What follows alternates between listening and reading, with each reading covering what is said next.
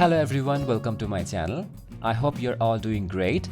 In this video, we will be talking about growing a very common yet very beautiful plant called Aster. Asters are great plant for your garden.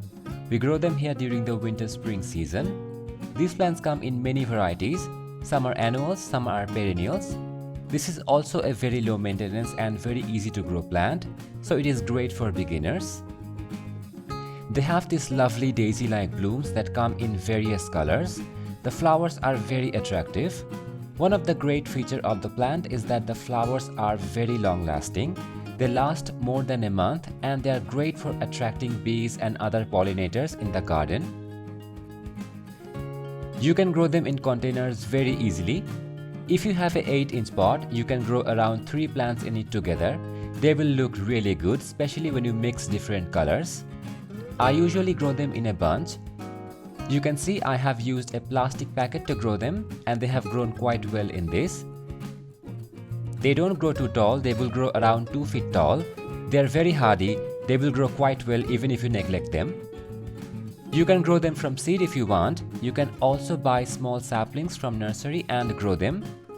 They will grow in any kind of soil, but for best results, take a good rich well-draining soil. Mix about 30% vermicompost or leaf compost.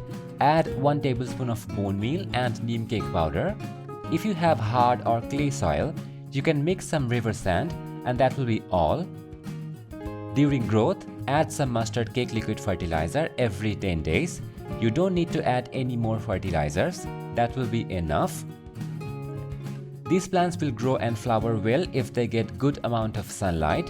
So give them 6 to 8 hours of direct sunlight to have maximum flowering. They will not grow well in shady area, but you can give them partial shade when the weather gets too hot. Water your plants regularly. They are pretty drought tolerant. Water the plants when the soil feels dry and avoid overwatering. The only problem with the plant is pest. These plants can get a lot of pest attacks, especially aphid and mealybugs. You should apply organic pesticides like neem oil regularly to keep the pest away. Other than the pest control, they don't need any extra care. You should prune any dead or dry flowers regularly. This will keep the plant fresh and you will get lots of flowers. You can save the seeds and grow them next year. So that is all you need to do to grow them. They are definitely one of the best plants for your winter garden. So grow them, enjoy, and don't forget to like and subscribe to my channel. I will see you next time. Bye.